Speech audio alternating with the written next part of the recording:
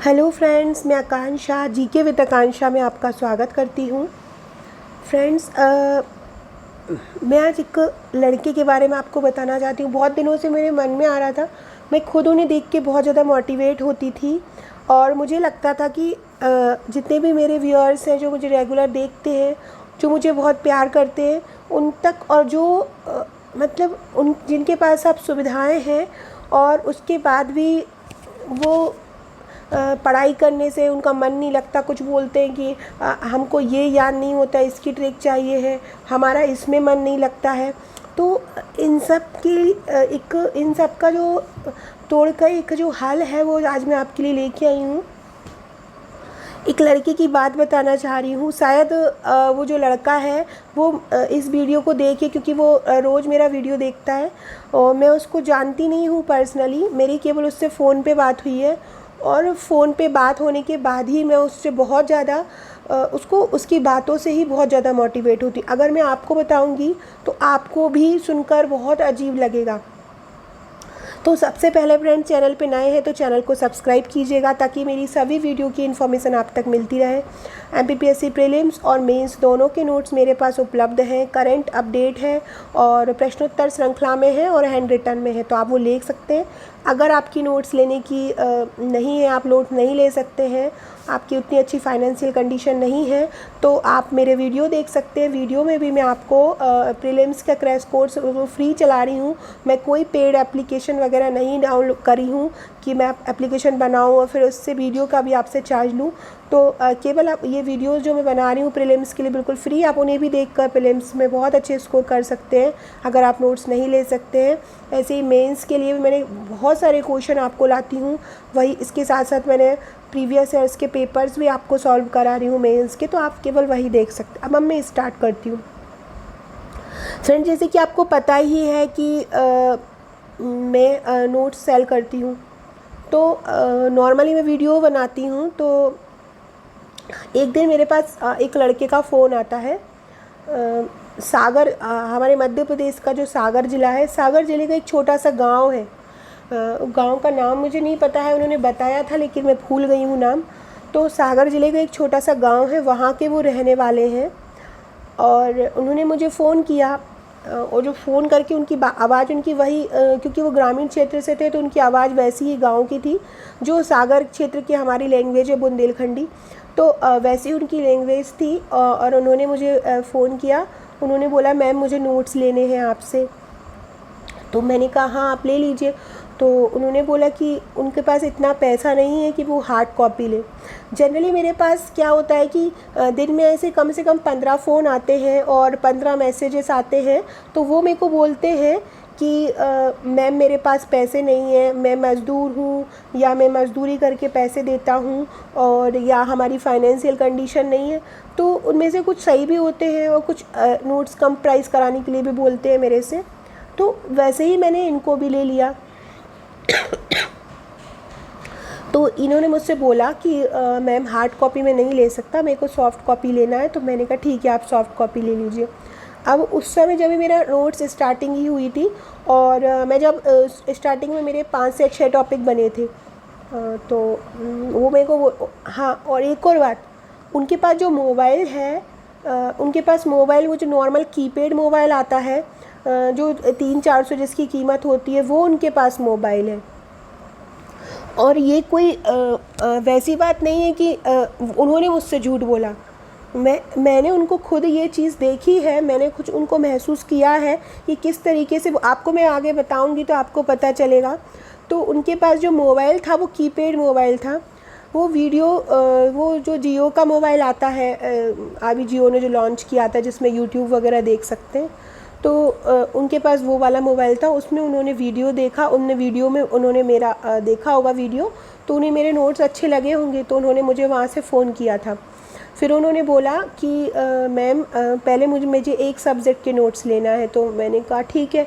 तो अब एक आध सब्जेक्ट की नोट्स उस समय मेरी 150 समथिंग रही थी। तो वो मेरे को बोले कि उनके पास क्या था कि उनको तो पता ही नहीं था कि फ़ोन पे और गूगल पे क्या होता है, उनको नहीं पता कि ट्रांसफ़र कैसे करते हैं, उनके गांव में भी किसी को नहीं पता कि ट्रांसफ़र कैसे करते हैं। तो उन्होंने बोला कि मैम मैं यहाँ पे गांव में हूँ, और उस समय शायद लॉकडाउन जो था वो पहली स्टेज थी लॉकडाउन की। तो उन्होंने मुझसे बोला कि मैम मैं है ना ये लॉकडाउन ख़त्म होगा तो मैं 2 या 3 तारीख को सागर जाऊंगा, तो वहाँ पे कैफ़े वाले से आपको पेमेंट कराऊंगा, और वहाँ से फिर मैं नोट्स आपसे आप उनको पीडीएफ भेज दीजिएगा, वो मुझे प्रिंट निकाल के दे देंगे। मैंने वो अगले दिन उन्होंने मैंने कहा ठीक है आप ऐसे कर लेना। तो फिर वो गए, उस 8 से 10 दिन बाद उन्होंने गए वहाँ पे सागर में। उन्होंने वो कैफ़े वाले को पैसे दिए, उन्होंने मेरा नंबर दिया, कैफ़े वाले ने मुझे पेमेंट किया और उन्होंने ले लिया। ऐसे करके उन्होंने उसी दिन मुझसे बोला कि मैम ये कैफ़े वाला तो लॉकडाउन के कारण ज़्यादा पैसे ले रहा है, तो मैम मैं एक और नोट्स लेना चाहता हूँ पर थोड़ा प्राइस कम कर दीजिए। तो क्योंकि मुझे यहाँ पे लग गया था कि हाँ ये सही में इन्होंने कैफ़े वाले से कराया है, और उन्होंने मुझे कैफ़े वाले से बात भी कराई थी। तो मैंने उनको वहाँ पे कोई रेट ज़्यादा थी तो मैंने उनको वहाँ पे वो रेट कम कर दी थी ताकि उनका प्रिंट निकल आए। अब वो यहाँ पे 3 से 4 नोट्स मेरे लेके आ जाते हैं। इसके बाद हर 3-4 दिन में वो मुझसे बात करते हैं कि मैम मैं ले लूँगा आपसे, आप रेट बढ़ा रही हैं तो मैं ले लूँगा। मुझे लगता था कि चलो ठीक है, मेरे को ये नहीं पता था कि सच में उनकी स्थिति बहुत ज़्यादा ख़राब है, और आगे आपको बताऊँगी कि आगे और क्या होता है। इसके बाद आज मेरे पूरे नोट्स तैयार हैं।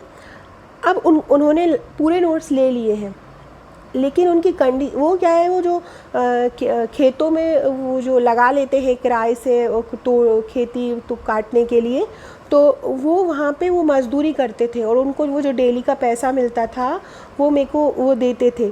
और अब एक दिन उनका मेरे पास फ़ोन आया कि पहले उनके मोबाइल में पीडीएफ नहीं आता था, उनके पास वो जो मोबाइल था ना, अभी उनके पास जियो का मोबाइल आ गया है। उन्होंने अपने किसी उनका कोई भांजा था, उन्होंने उसको अपना मोबाइल दे के उससे जियो का ले लिया। इसके पहले उनके पास वो जियो का भी मोबाइल नहीं था, उनके पास कोई छोटा सा सेट था, कोई बहुत पुराना सा सेट था उनके पास, जिसमें वो पीडीएफ भी नहीं आ सकती थी, उनके पास व्हाट्सअप भी नहीं चल सकता था।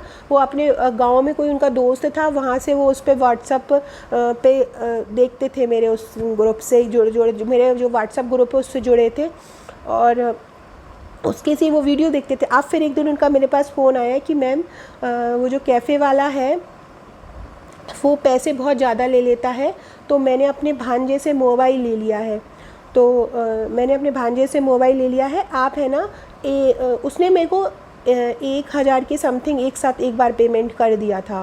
किसी के कोई आया होगा उनके यहाँ कहीं से, तो उसके मोबाइल से उसने मुझे पेमेंट कर दिया नोट्स का, और उन्होंने मुझसे पूरे नोट्स एक साथ नहीं लिए, मतलब अभी भी उनके साथ कुछ नोट्स बचे हैं, उन्होंने लिए नहीं हैं।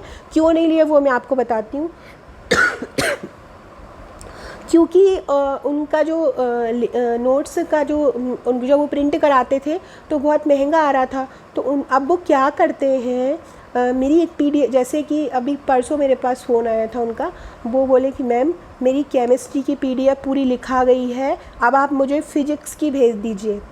तो जितने भी मेरे नोट्स हैं, मेरे नोट्स में लगभग आप ये समझ लीजिए 4 से 5,000 पेजेस हैं। सब लोग घर में रहते हैं, मोस्टली लोग घर में ही रहते हैं। बहुत अच्छी कंडीशन है सबकी, किसी के साथ कोई प्रॉब्लम है कि हमसे याद नहीं होता, मेरा प्री नहीं निकलता है, मेरा मेंस नहीं निकलता है। अभी मैं उनके प्री की बात भी बताती हूँ। फिर अभी उनका परसों मेरे पास फ़ोन आया, मैम मेरी केमिस्ट्री की मैम मैं ऐसा बोला वो मुझसे कि मैम मैं थक गया हूँ, और मैम मैं कंटिन्यू लिख रहा हूँ 10 घंटे से, मैम आज मैंने अपना केमिस्ट्री कंप्लीट कर दिया है, आपने मुझे वो भी स्वास्थ्य भेजा था वो भी मैंने कंप्लीट कर लिया है। उन्होंने अर्थशास्त्र कंप्लीट कर लिया, उन्होंने आधुनिक इतिहास को पूरा लिख लिया, और जबकि उनमें कितने पेज हैं, मुझे ही लिखने में 15 से 20 दिन लगे थे, और मैं भी बहुत एक्स्ट्रा टाइम निकाल के बहुत ज़्यादा बैठ के लिखी थी, तभी मेरे को बहुत, जबकि उन्होंने बहुत कम दिनों में उतना सारा लिख लिया।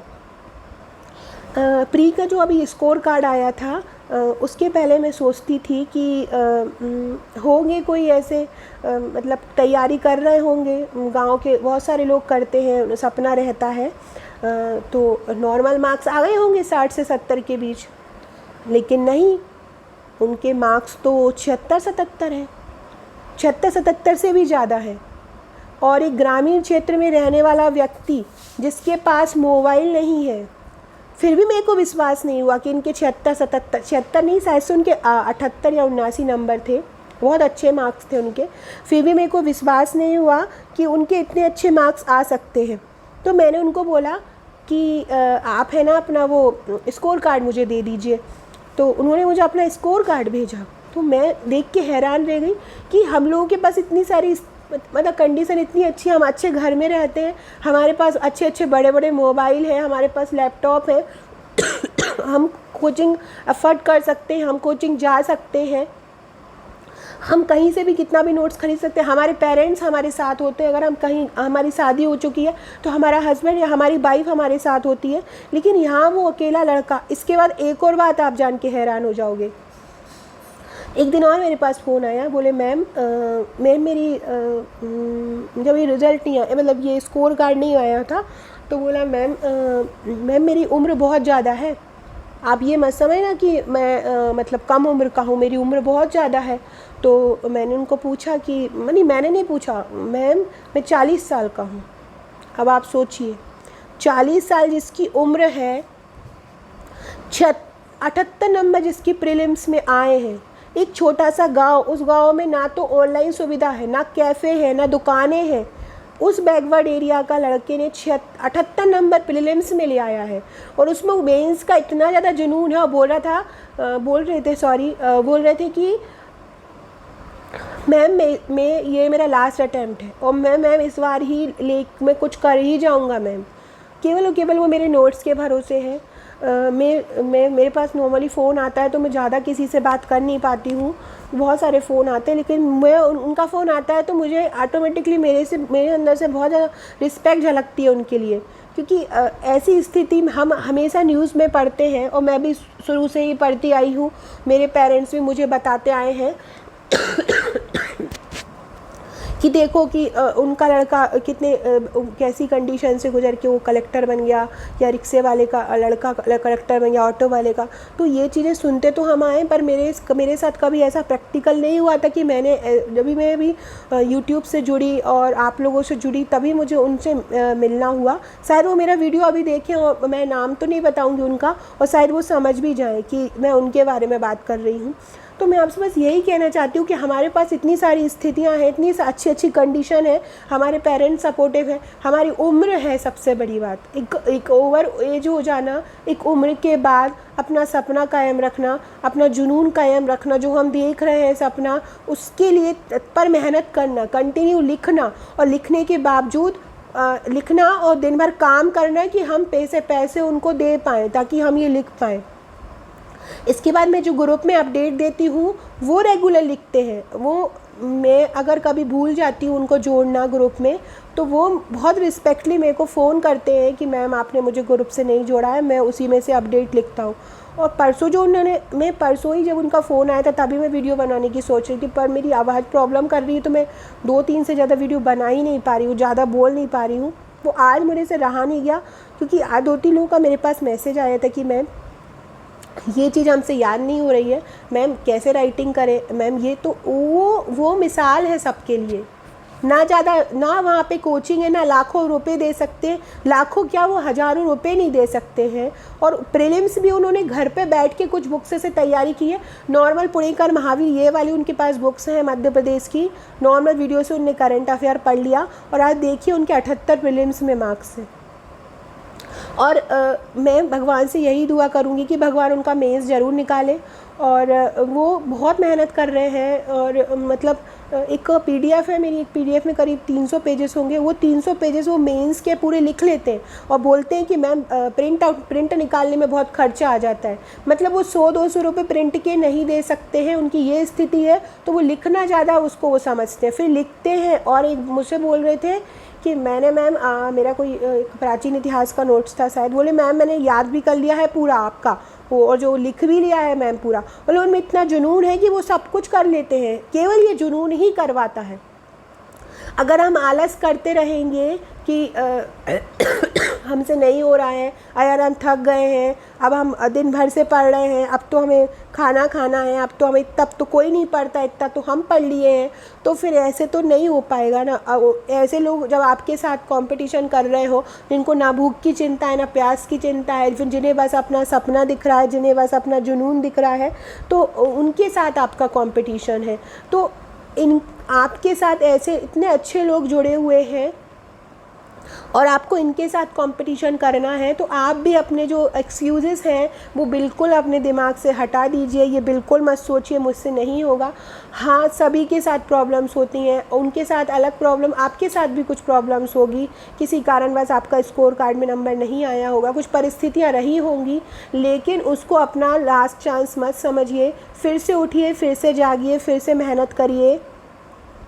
2 लाइनें बोलना चाहती हूँ मैं कि हर समस्या सुलझेगी अगर आप उलझना छोड़ दें। हर समस्या सुलझेगी अगर आप उलझना छोड़ दें। हर मंजिल मिलेगी अगर आप भटकना छोड़ दें।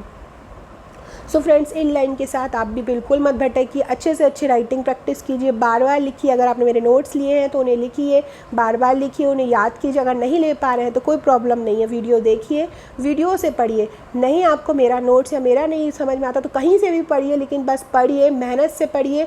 अपना जो सपना देखा है उसको पूरा करने के लिए जितना भी आप में एफर्ट है पूरा लगा दीजिए, आपका सिलेक्शन ज़रूर होगा। आप जिस दिशा में, जिस क्षेत्र में भी मेहनत कर रहे हो, आपका ज़रूर सिलेक्शन होगा। और मैं जिनकी मैं बात बता रही हूँ, अगर वो वीडियो देख रहे हैं तो मैं उनको सैल्यूट करती हूँ, और आपकी मेहनत ज़रूर रंग लाएगी और आप ज़रूर बहुत आगे बढ़ेंगे। Okay friends, thank you.